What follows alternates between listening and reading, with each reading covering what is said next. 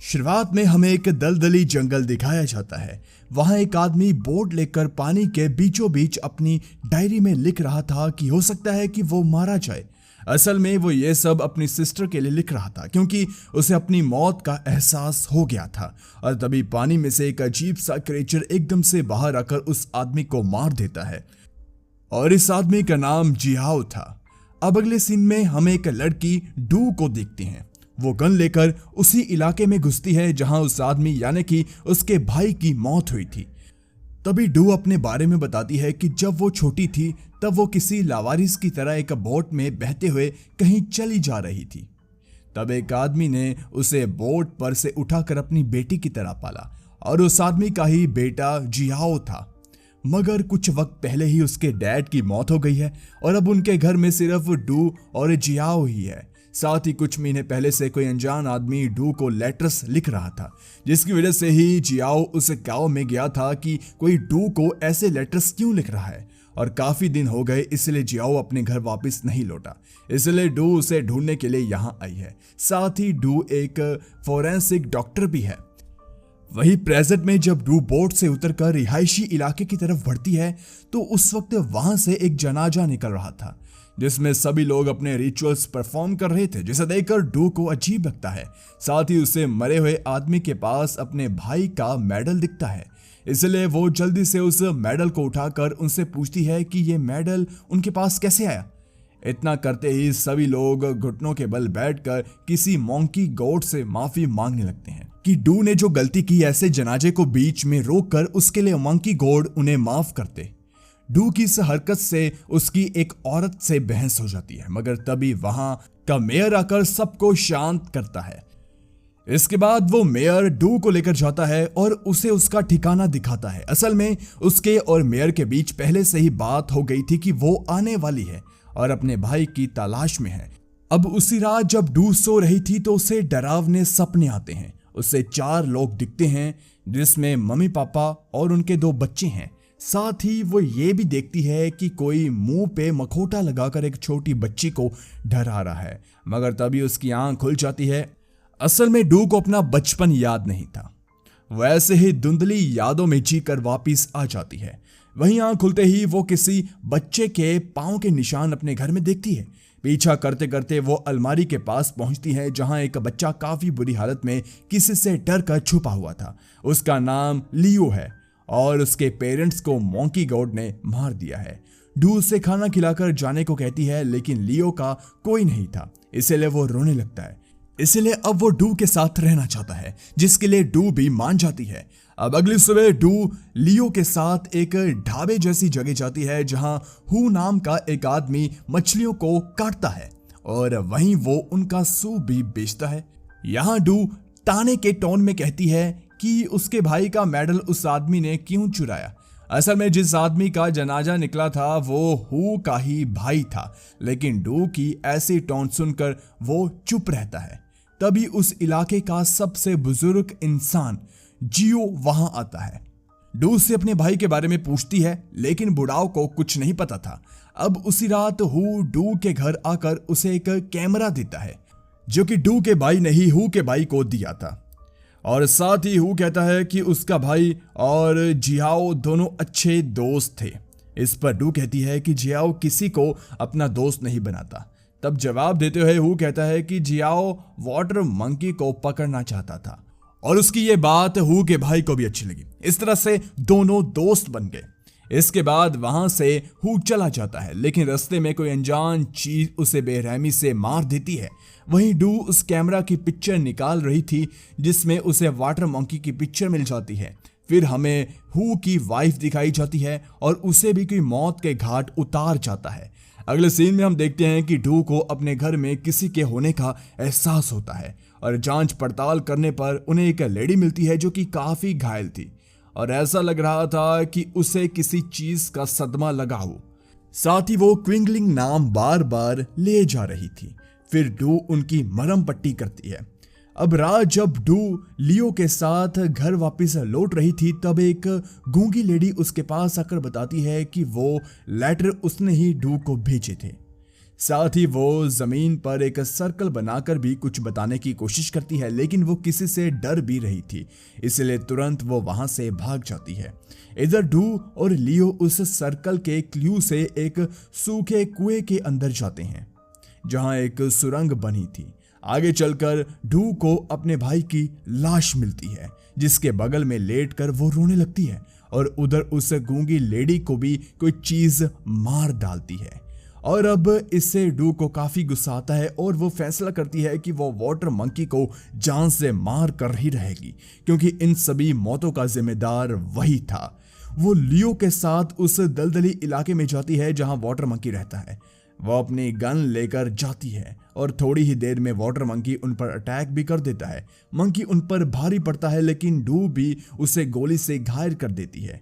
साथ ही उसका खून जो पानी में मिल रहा था, वो उस पानी को अपने टेस्ट के लिए कलेक्ट कर लेती है। लेकिन तभी गांव के कुछ लोग वहां आकर डू को बंदी बना लेते हैं। उसे गांव में सबके सामने पेश किया जाता है और सबसे बुजुर्ग इंसान जियो उसे गांव से निकालने में तुला था, क्योंकि उसका मानना था कि अगर वो गांव में रही तो वाटर मंकी किसी को भी जिंदा नहीं छोड़ेगा। तब डू गांव के आदमी से अपनी गन छीनकर सबको खुद से दूर करती है और कहती है कि वो अकेले ही वाटर मंकी को पकड़ेगी और सारी जिम्मेदारी उसी की होगी।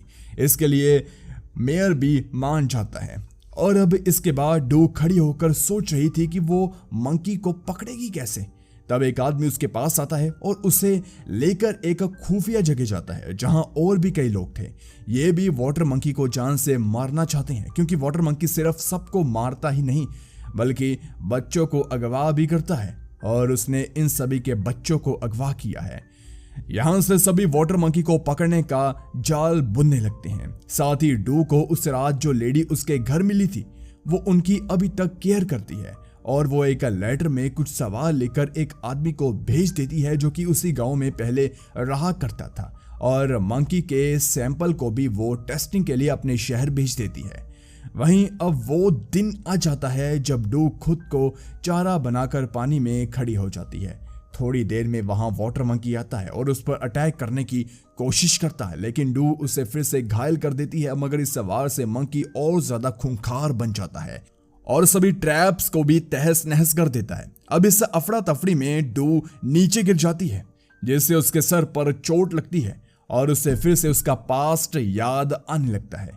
इतने में ही वाटर मंकी भी उसके पास पहुंच जाता है, लेकिन तभी हमें आवाज आती है जो कि उस लेडी की थी जो कि घायल डू के घर में मिली थी। वो एक लोरी गा रही थी। उसे सुनकर मंकी रुक जाता है, जिसका फायदा उठाकर सभी वाटर मंकी को पिंजरे में कैद कर लेते हैं। अब मंकी क्यों रुका ये हमें आगे जानने को मिलेगा, वो भी काफी ट्विस्ट के साथ। इसके बाद मंकी वाला पिंजरा गांव वालों के सामने लाया जाता है जहां मेयर और बाकी लोग थे। वहीं डू अभी तक अपनी धुंधली यादों में ही थी। तभी उसे लियो जगाकर कहता है कि उस लेटर का जवाब आ गया है, और तब हमें मेयर और उस बूढ़े यानी कि जियो की सच्चाई जानने को मिलती है, जो कि पहले गैर कानूनी काम करते थे और उस गांव में अफीम की खेती भी होती थी, जिसमें उन दोनों का ही हाथ था। ये सब पढ़ने के बाद डू लियो को गन देकर कुएं के पास भेज देती है, लेकिन वहां पिंजरे के पास वाटर मंकी कुछ लोगों को मार कर भगा देता है।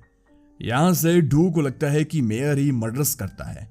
साथ ही उसे याद आ गया था कि जो लेडी उसे घायल मिली थी वही उसकी रियल मॉम है, और उसका एक भाई भी था।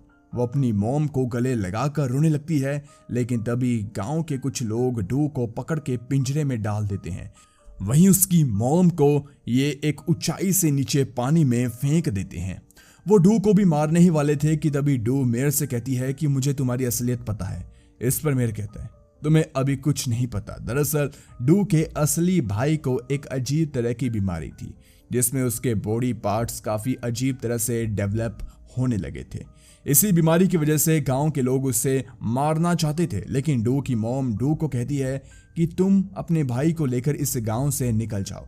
इसलिए डू अपने भाई को लेने जा रही थी, लेकिन रास्ते में मुखौटा पहनकर मेयर आता है और डू को बहला फुसला कर कहता है कि तुम अपने भाई को बुलाओ, मैं तुम्हें बचा लूंगा। और क्योंकि डू का भाई सिर्फ फ्लूट बजाने से ही बाहर निकलता था, इसलिए डू फ्लूट बजाती है और उसका भाई सामने आता है। तब मेयर वो फ्लूट लेकर डू को घायल कर देता है, साथ ही वो डू के भाई को भी अपने साथ ही रखने लगता है, क्योंकि उसे पता था कि वो ट्रांसफरेबल डिसीज नहीं है। पर लोगों को लगता है कि डू का भाई एक मॉन्स्टर है, और यहीं से घायल होकर डू अपने दूसरे फादर के पास पहुंचती है जिन्होंने उसे पाला। अब प्रेजेंट में जियो और मेयर डू को मारने ही वाले होते हैं, लेकिन तभी लियो एक आदमी के साथ आता है और सबको बताता है कि जो बच्चे किडनैप हुए थे वो एक गुफा में बंद है और वहां वो अफीम बना रहे हैं और उनको किडनैप करने वाला मेयर ही है। ये देखने के बाद जियो और मेयर दोनों दुम दबाकर वहां से भाग जाते हैं। वहीं अब सभी लोग बच्चों को वहां से निकालने के लिए जाते हैं। वहां मेयर जियो को खुद ही जान से मार देता है और जल्दी से गुफा में जाके अपने आदमियों से सभी बच्चों को जान से मारने को कहता है। तब लियो वहां पहुंच जाता है, लेकिन बच्चे उसकी बात नहीं सुनते क्योंकि उनको एक तरह से प्रोसेस कर रखा जा रहा था। तभी एक सायरन बजता है जिसे सुनकर सभी बच्चे एक कुएं जैसी जगह में जाते हैं और वहां सबके आते ही मेयर का आदमी दरवाजा बंद करके उसमें पानी छोड़ देता है ताकि सभी डूब के मर जाए। वहीं डू मेयर की तलाश में गई थी, वो इसे मिल भी चाहता है, लेकिन मेयर उसे घायल कर देता है और बताता है कि उसका भाई अभी तक जिंदा है, साथ ही ये भी कि वो वाटर मंकी ही उसका भाई है और वो वाटर में रहकर इवॉल्व हो चुका है। फिर वो वही फ्लूट निकालकर वाटर मंकी को बुलाता है और उसे डू को मारने का हुक्म देता है। असल में मेयर ने उसे भी पोसेस कर रखा था, इसलिए वो जो भी कहता वाटर मंकी मान लेता, मगर इस बार अपनी बहन के मुंह से अपना नाम सुनकर वो नहीं भैंकता। वो उल्टा मेयर की जान ले लेता है और उसके पास से फ्लूट उठाकर अपनी सिस्टर को दे देता है। इसके बाद वो कुएं के पास जाता है और वहां का दरवाजा खोलता है। इसमें वो बच्चों को तो बचा लेता है, मगर खुद उसकी जान चली जाती है।